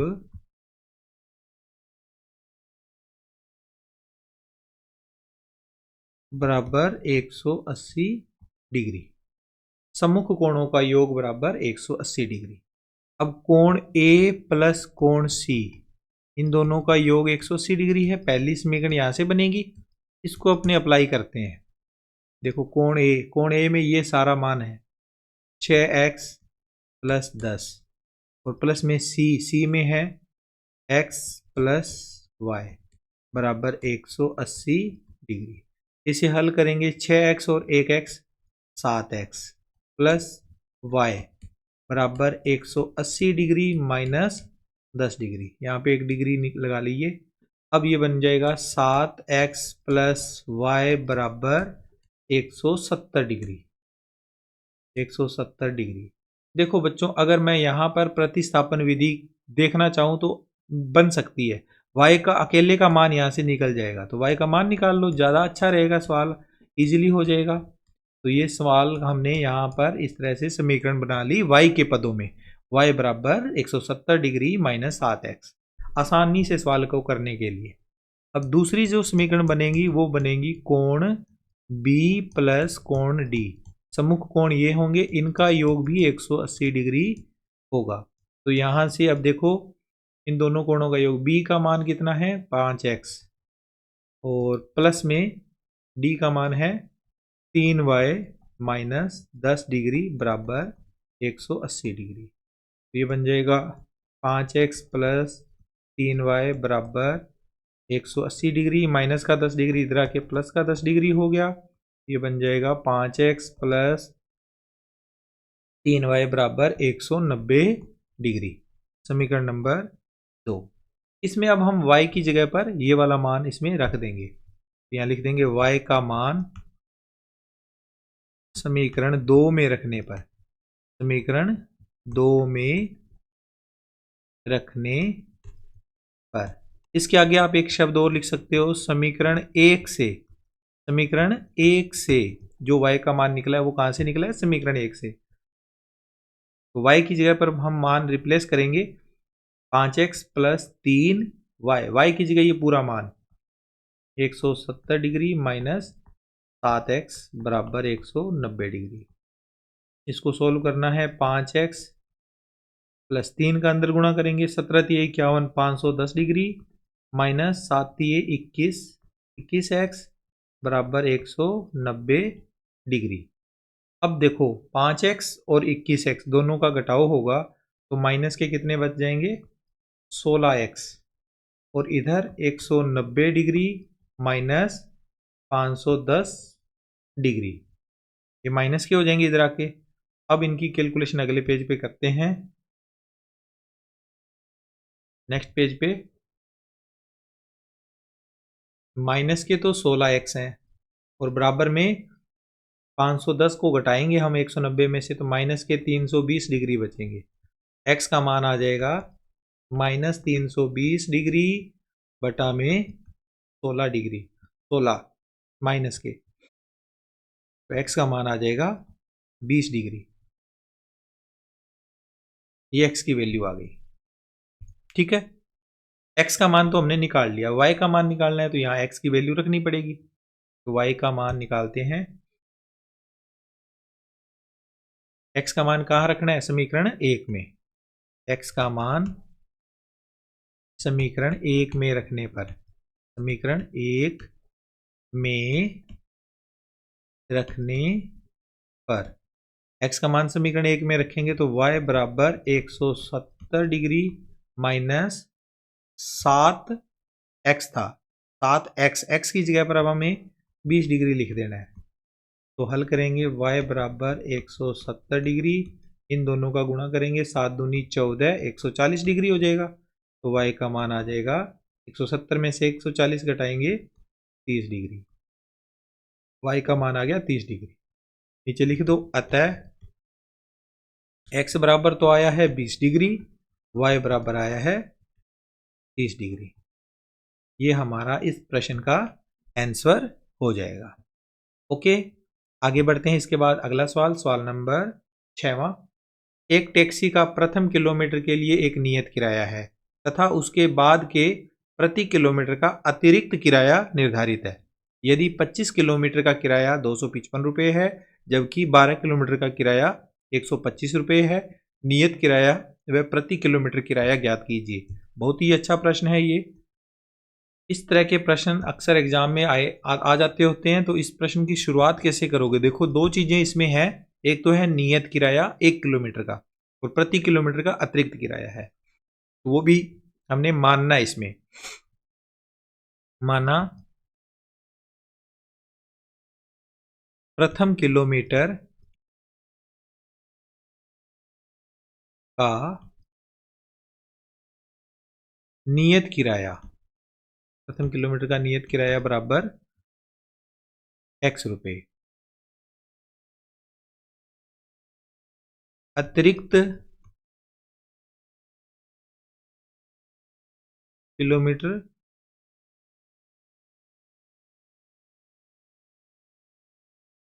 इसके बाद लिखेंगे प्रति किलोमीटर का अतिरिक्त किराया बराबर y रुपए। अगले जो भी किलोमीटर होंगे उसका प्रति किलोमीटर के हिसाब से अतिरिक्त किराया कितना है? y रुपए है। अब हम इसमें कथन बनाते हैं, समीकरण तैयार करेंगे।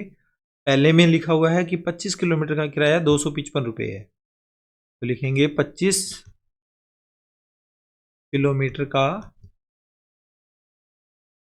किराया बराबर 255 रुपये। तो अब इसमें आप एक चीज नोट करो, 25 किलोमीटर की बात हो रही है, तो 1 किलोमीटर का तो x रुपया लगना है, ठीक है? 1 किलोमीटर का किराया x रुपये। बाकी के जो 24 किलोमीटर बचे, 24 किलोमीटर का किराया y रुपये के हिसाब से लगेगा। 1 किलोमीटर का 1y, 2 किलोमीटर का 2y, 24 किलोमीटर का 24y। ये आ जाएगा x प्लस 24y बराबर 255 रुपये। ठीक है, इसको समीकरण मान के हम आगे इसको थोड़ा और हल कर लेते हैं। x के पदों में x बराबर 255 माइनस 24y, इसको मान लेते हैं समीकरण 1। ओके, इस तरह से हमने x के पदों में पहली समीकरण बना ली ताकि हम प्रतिस्थापन विधि का उपयोग कर सकें। x का आसानी से मान हमें मिल गया, ये वाला मान हम जब दूसरी समीकरण बनाएंगे उसमें रख देंगे और वहां से हमें y का मान आसानी से पता चल जाएगा। तो अब हम दूसरी जो कथन है उसको देखते हैं। 12 किलोमीटर का किराया 125 रुपये है, तो यहाँ लिखेंगे 12 किलोमीटर का किराया बराबर 125 रुपये। अब 1 किलोमीटर का किराया तो x रुपये लग गया, बाकी के बचे 11 किलोमीटर। 11 किलोमीटर का किराया हो गया 11y। x प्लस 11y बराबर 125। ये समीकरण नंबर 2 है। दोनों समीकरण हमने प्राप्त करी। पहली समीकरण से हमने x का मान अब समीकरण 2 में रख देना है, तो यहां लिखेंगे समीकरण 1 से x का मान समीकरण 2 में रखने पर, समीकरण 2 में मान रख दो तो हमारे पास आ जाएगा x की जगह पर 255 माइनस 24y प्लस में ये वाला 11y बराबर में 125। इसे हम आगे हल करेंगे। माइनस के कितने y हैं? माइनस के हैं 24y और प्लस के हैं 11y। तो 24y माइनस के होने के कारण जब घटेंगे तो माइनस के 13y बच जाएंगे। अगले पेज पे चलते हैं। माइनस के 13y, अगले पेज पे यहाँ पे लिखो माइनस के तो 13y, और बराबर में दूसरी तरफ क्या आएगा? दूसरी तरफ आएगा 125 है, ये वाला मान जब इधर आ जाएगा तो माइनस का 255। जब 255 माइनस में करेंगे, इससे 125 में से घटाएंगे 255, तो माइनस में उत्तर आएगा 130, माइनस में 130। तो y का मान आ जाएगा माइनस माइनस, चाहे यहाँ काट दो चाहे आगे वाले स्टेप में काट दो, यहाँ मैंने यहीं काट दिए। ठीक है, ये देखो माइनस माइनस कैंसिल, 130 में 13 का भाग देंगे तो y का मान आ गया 10। y का मान आ गया 10। अब ये y का मान कहाँ रखना है? समीकरण 1 में।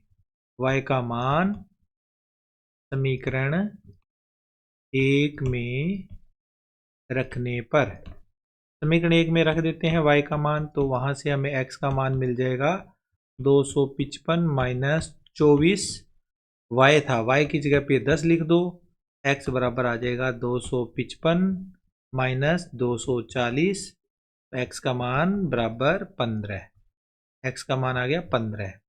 लास्ट में लिख देंगे अतः प्रथम किलोमीटर का नियत किराया, प्रथम किलोमीटर का नियत किराया, नियत किराया यानी x की वैल्यू बराबर 15 रुपये, और प्रति किलोमीटर अतिरिक्त किराया, प्रति किलोमीटर का अतिरिक्त किराया यानी y का मान आ जाएगा यहाँ पर कितना आया था, 10 रुपये। तो ये आंसर है इस क्वेश्चन का जो हमने ज्ञात करना था, हमने ज्ञात कर लिया है। नेक्स्ट क्वेश्चन पे चलते हैं। नेक्स्ट क्वेश्चन है हमारे पास क्वेश्चन नंबर 7। एक आयताकार बाग की लंबाई उसकी चौड़ाई से 4 मीटर अधिक है। यदि बाग का अर्ध परिमाप कितना है, 40 मीटर हो तो बाग की विमाएं ज्ञात करो। तो पहली बात आप इसमें ये देखो, हमारे पास जो आयताकार बाग है वो कुछ इस तरह से होगा। इसमें ये वाला तो हो गया लंबाई और ये है चौड़ाई, एक्स और वाई। इसके ऊपर सवाल होएगा ये, तो अपने सवाल पे शुरुआत करते हैं, हल करते हैं। माना बाग की लंबाई बराबर x मीटर और चौड़ाई बराबर y मीटर है। प्रश्नानुसार अब हमारे पास दो समीकरणें बनेंगी। पहली समीकरण तो ये है कि जो लंबाई है वो चौड़ाई से 4 मीटर अधिक है। तो बाग की जो लंबाई है और चौड़ाई है उनमें आपस में एक संबंध बताया गया है कि लंबाई चौड़ाई से 4 मीटर अधिक है, तो चौड़ाई में अगर हम 4 ऐड कर दें तो दोनों बराबर हो जाएंगे। अब लंबाई की जगह x लिख दो और बराबर में इधर y लिख दो और प्लस में 4 लिख दो, x बराबर y प्लस 4। तो ये हमारे पास ऑटोमेटिक एक समीकरण बन गई x के पदों में, x बराबर y प्लस 4। सेकंड कंडीशन में लिखा है कि अर्ध परिमाप 40 मीटर है। अर्ध परिमाप कितना दिया हुआ है, अर्ध परिमाप बराबर 40 मीटर। देखो परिमाप होता है चारों भुजाओं का जोड़, यहां से लेकर यहां तक, फिर यहां तक, फिर यहां तक, फिर यहां तक, ये होता है परिमाप। अर्ध परिमाप का मतलब इसका आधा, यहां से यहां तक, बस इतना ही जोड़ना है। एक बार x जुड़ गया, एक बार y जुड़ गया, तो x और y दोनों का जो जोड़ है वो अर्ध परिमाप है। परिमाप का सूत्र होता है 2 गुना लंबाई प्लस चौड़ाई। अर्ध परिमाप का सूत्र होगा लंबाई और चौड़ाई का योग बराबर 40। ये समीकरण नंबर 2 है। इसमें अब आप x की जगह पर x का मान रख दो, या लिखेंगे समीकरण 1 से x का मान समीकरण 2 में रखने पर, समीकरण 2 में रखने पर, समीकरण 2 में x की जगह पर लिख देंगे y प्लस 4 प्लस y बराबर 40। y और y 2y बराबर 40 माइनस 4, 2y बराबर 36, और 2y का मान अगर 36 है तो y का मान क्या आएगा, y बराबर आ जाएगा 36/2, यानी y का मान आएगा 18 मीटर। y का मान 18 आ जाएगा, ठीक है। मीटर ना लगाओ आप, एक बार 18 लिख लो, ये y का मान आ गया, ठीक है। अब y का मान समीकरण 1 में रख दो। y का मान समीकरण 1 में रखने पर, समीकरण 1 क्या थी, x बराबर 4 प्लस y की जगह पर 18 आ जाएगा। x बराबर आ जाएगा 4 और 18 का जोड़ 22। x और y की वैल्यू निकाल दी हमने, नीचे लिख दो अतः आयताकार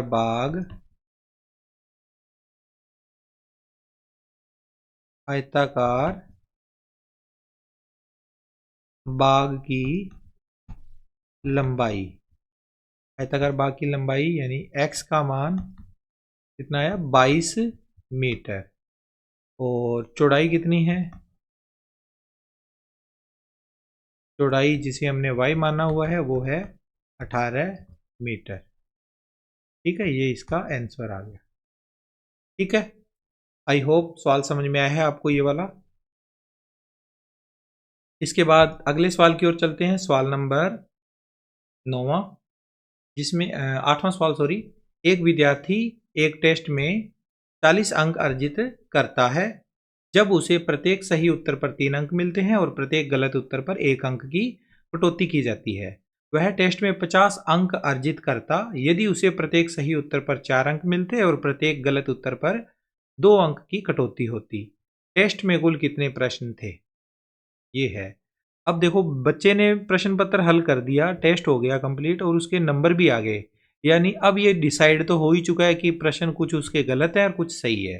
तो कुल प्रश्न अगर हम देखें, टेस्ट में हमसे पूछा गया कि कुल कितने प्रश्न थे, तो हमें मान लेना है कि सही प्रश्न तो x है और गलत प्रश्न y है। तो हम लिखेंगे माना सही उत्तर वाले प्रश्न, सही उत्तर वाले प्रश्न बराबर x, और गलत उत्तर वाले प्रश्न, गलत उत्तर वाले प्रश्न बराबर y है। अतः कुल प्रश्न कितने हुए, अतः टेस्ट के जो कुल प्रश्न होंगे दोनों का योग होगा। आखिर में हमें जो आंसर निकालना है वो x और y का योग करके निकालना है। अब हम चलते हैं प्रश्नानुसार।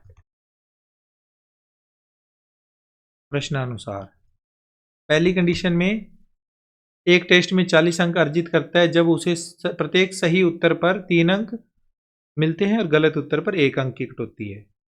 तो यहां लिखेंगे कुल अर्जित अंक, कुल अर्जित अंक बराबर 40। ये 40 अंक उसे कैसे मिले, सही उत्तर पर तो उसे मिले हैं 3 अंक, तो सही उत्तर कितने हैं x है, तो 3x हो गए सही उत्तर वाले अंक। और गलत उत्तर पर 1 अंक कटा है, तो गलत उत्तर कितने हैं उसके y हैं, y उसके गलत उत्तर है। तो y को हमने एक एक के हिसाब से y देखेंगे तो एक y ही बनेगा और बराबर में आ जाएगा 40। ये समीकरण नंबर 1 है। अब देखो बच्चों, इसमें मैंने यहाँ पर x का मान नहीं निकाला, कारण यह है कि अगर मैं x का मान निकालूंगा तो ये बटा में 3 जाएगा, और y का मान निकालूंगा तो y के आगे माइनस लगा हुआ है। तो अपने कंफ्यूज नहीं होना, इसको समीकरण को अगर x का मान निकल जाता तब तो आसान था, x के साथ कुछ भी ना होता तो y को हम उधर ले जाते, चाहे y के साथ कुछ भी होता। लेकिन x अकेला नहीं है, 3 है, इसके बटा में गुणा में 3 है तो वो आगे बटा में जाएगा, इसलिए हमने इस समीकरण को ज्यादा आगे ना बढ़ाते हुए इसको समीकरण 1 मान लेना है। ठीक है, समीकरण नंबर 1 हो गई। अब सेकंड में कुल अर्जित अंक, कुल अर्जित अंक कितने हैं सेकंड कंडीशन में 50। और ये 50 अंक कैसे आए, सही उत्तर पर 4 अंक मिलते, सही उत्तर पर 4 अंक तो 4x हो गए टोटल, और माइनस गलत उत्तर पर 2 अंक कटते तो 2y और बराबर में 50। दूसरी समीकरण यहां से बनेगी। अब इसमें सभी में देखो आप 2 2 का भाग जा रहा है, तो यहाँ 2 का भाग देके समीकरण को छोटा कर लो, 2 से भाग, ये बन जाएगा 2x माइनस 1y बराबर 25। इसको मान लो समीकरण नंबर 2, समीकरण 1 समीकरण 2। अब हम इसको विलोपन विधि से हल करेंगे। दोनों समीकरणों में आप देखो y के गुणांक एक जैसे हैं, समीकरण 1 और समीकरण 2 में y के गुणांक एक जैसे हैं, कोई गुणा करने की आवश्यकता नहीं है, डायरेक्टली हम इस सवाल को सोल्व कर सकते हैं। लिखेंगे यहां पर हम समीकरण 1 हमारे पास क्या थी और समीकरण 2 हमारे पास क्या है, दोनों समीकरणों को लिख लेना है। समीकरण 1 तो है 3x माइनस वाई बराबर 40, और समीकरण 2 है 2x माइनस वाई बराबर 25, ये है। ठीक है, अब हम इसमें क्या करेंगे, हमारे पास जब इस तरह से सवाल आ जाता है तो हमें देखने होते हैं गुणांक तो बराबर है, पहले से ही गुणांक बराबर है, चिन्ह भी बराबर है, तो चिन्ह अलग अलग होने चाहिए, तो यहाँ पर लिख दो अलग अलग चिन्ह करने के लिए घटाने पर। अगर चिन्ह अलग अलग होते तो जोड़ने पर लिखते, फिर चिन्ह बदलना नहीं पड़ता, अब यहाँ बदलने पड़ेंगे। ये 2x किसका है? प्लस का, अब ये माइनस का हो गया। y किसका है? प्लस का, सॉरी माइनस का, ये प्लस का हो गया। 25 प्लस के हैं, ये भी माइनस के हो गए। ये दोनों कट जाएंगे, बाकी की कैलकुलेशन होगी। 3x में से 2x माइनस करेंगे 1x, 40 में से 25 माइनस करेंगे 15, यानी x का मान तो आ गया 15। अब ये x का मान कहां रखें? समीकरण 1 में रख दो या समीकरण 2 में रख दो। x का मान, कौन सी समीकरण आसान है? दोनों ही आसान है। छोटे वाली समीकरण दूसरी लग रही है तो समीकरण 2 में रख दो। समीकरण 2 में रखने पर ये आएगा 2x की जगह पर 15 माइनस वाई बराबर 25। 2 का और 15 का गुणा करेंगे तो 30 माइनस वाई बराबर 25। 25 माइनस 30, माइनस वाई बराबर आएगा -5। यहां से y का मान आ जाएगा 5। x का मान भी आ गया, y का मान भी आ गया। लास्ट में लिख दो अतः टेस्ट में कुल प्रश्न, टेस्ट में कुल प्रश्न कितने थे? x प्लस वाई के बराबर थे। x का मान 15, y का मान 5 बराबर 20 प्रश्न आंसर। ठीक है बच्चों, तो बच्चों आपको ये भी प्रश्न समझ में आ गया होगा। अब आगे बढ़ते हैं, इसके बाद अगला इंपॉर्टेंट क्वेश्चन देख लेते हैं। क्वेश्चन नंबर 9, 2 अंकों की एक संख्या और उसके अंकों को पलटने से बनी संख्या का योग 66 है। यदि संख्या के अंकों का अंतर 2 हो तो दोनों संख्याएं ज्ञात कीजिए। दो अलग अलग संख्याएं बनेगी ना, तो दोनों संख्याएं पूछी है। हल कर लेते हैं इस क्वेश्चन को। देखो, सबसे पहले 2 अंकों की एक संख्या है, 2 अंकों की एक संख्या है, तो उसका हम इकाई और दहाई अंक मान लेते हैं। माना संख्या का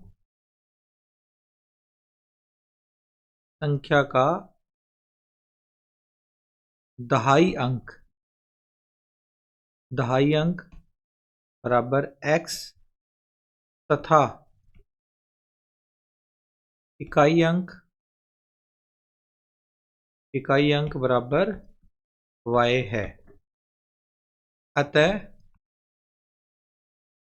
संख्या क्या होगी?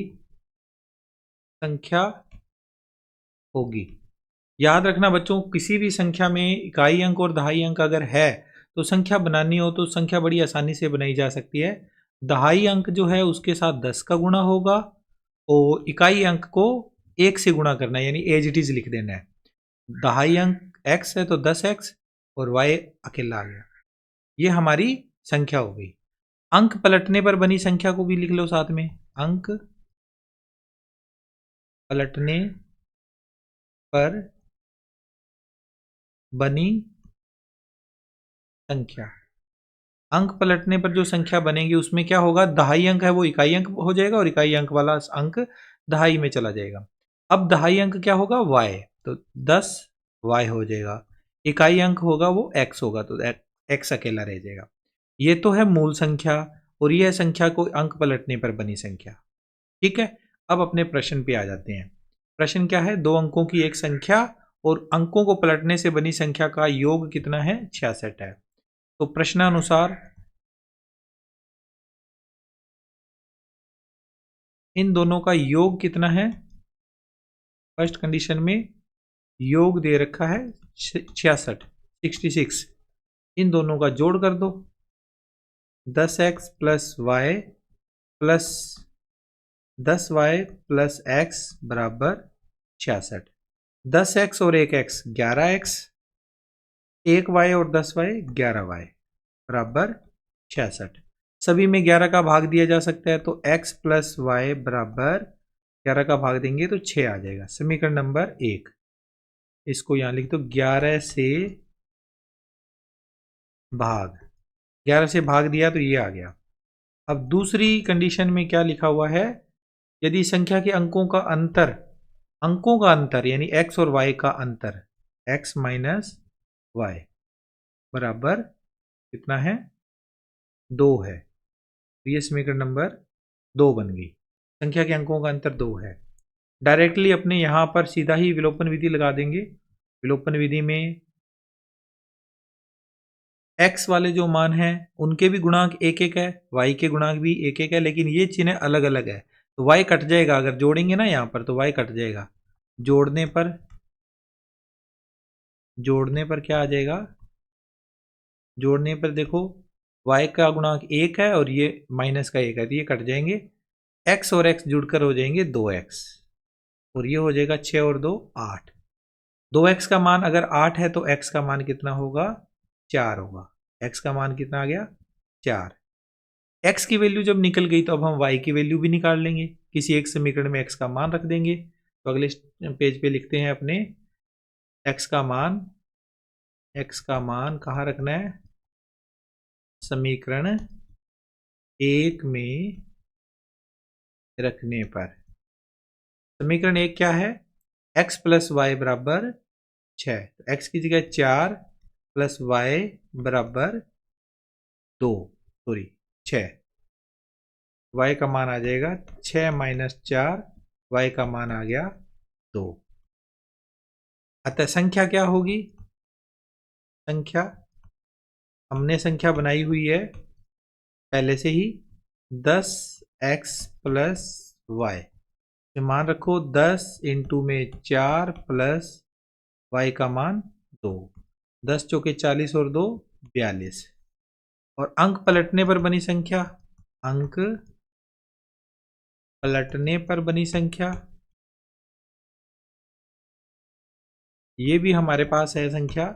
वैसे तो डायरेक्ट लिख सकते हो, अंक पलटने पर ये 2 4 आपस में चेंज हो जाएंगे, लेकिन अगर सॉल्व करें तो कैसे लिखेंगे, 10y प्लस x यानी 10y का मान 2 और प्लस में x का मान 4, 10 दूनी 20, 20 और 4 24।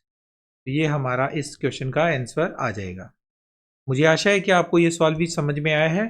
आप वीडियो अच्छी लग रही है तो वीडियो को लाइक और शेयर जरूर कर दीजिएगा, चैनल को सब्सक्राइब भी कर लीजिएगा अगर नहीं कर रखा है तो। आगे है सवाल नंबर 10वां। 5 वर्ष पूर्व राम की आयु सोहन की आयु के दुगने से 2 वर्ष कम थी। 5 वर्ष बाद राम की आयु का 3 गुना सोहन की आयु के 4 गुने के बराबर है। दोनों की वर्तमान आयु ज्ञात कीजिए। तो पहले हम मान लेंगे, माना राम की वर्तमान आयु बराबर x वर्ष और सोहन की वर्तमान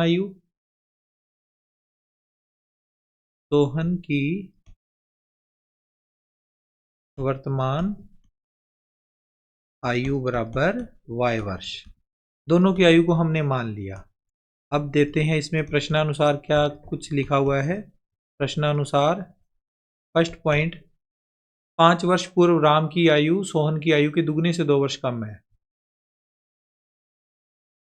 5 वर्ष पूर्व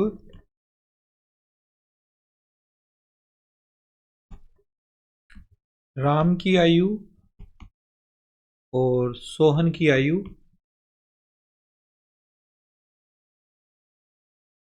में क्या संबंध है, राम की आयु सोहन की आयु के दुगने से 2 गुना सोहन की आयु से 2 वर्ष कम है। 2 कम कर दो इसमें तो ये बराबर हो जाएंगे।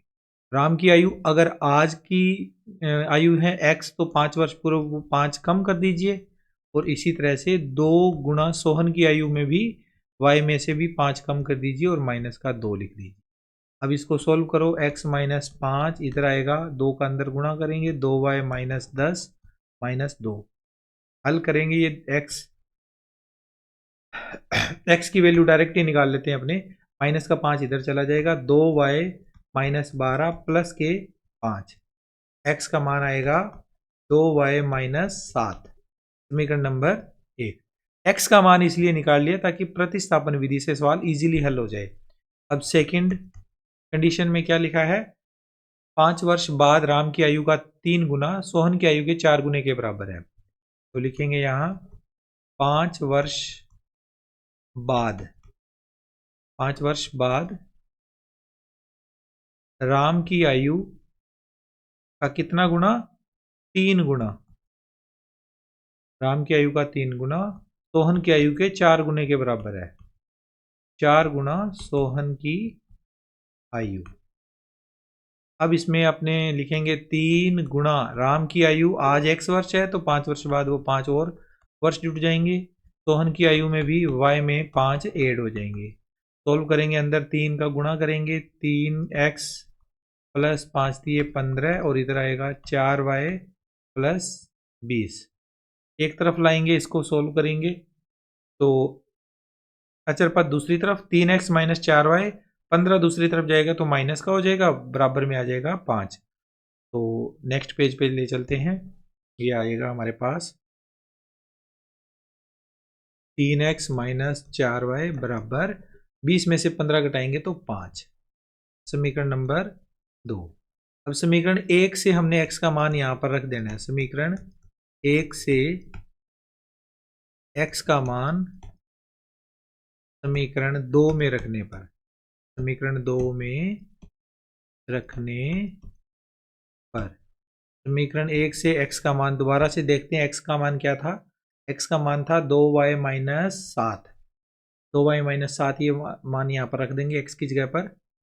इस x की जगह पर लिख दिया 2y माइनस 7 फिर माइनस का 4y बराबर का 5। गुणा करेंगे 3 दूनी 6y और माइनस में इधर आएगा 3 साते 21 और माइनस में आएगा ये 4y बराबर में 5। 6y में से 4y घटाएंगे 2y, ये माइनस का 21 इधर आके 5 के साथ में प्लस का 21 हो जाएगा, 2y बराबर हो जाएगा 26। तो y बराबर 26/2 यानी y का मान आ गया 13। y का मान कितना आया, 13। अब y का मान कहाँ रख दोगे, समीकरण 1 में। y का मान समीकरण 1 में रखने पर, समीकरण 1 में रखने पर समीकरण 1 क्या था, x बराबर 2y, 2y यानी कि 2 इंटू वाई का मान 13 और माइनस में 7, x का मान आ जाएगा 2 और 13 का गुणा 13 दूनी 26, 26 में से 7 कम कर दो, 26 में से 7 कम करेंगे तो 19 आ जाएगा। ठीक है, एक स्टेप अगर आप और बढ़ाना चाहते हो तो यहाँ लिख दो 26 माइनस 7 x बराबर 19, नीचे लिख दो अतः राम की वर्तमान आयु, राम की वर्तमान आयु बराबर 19, x का मान है 19 वर्ष और सोहन की वर्तमान आयु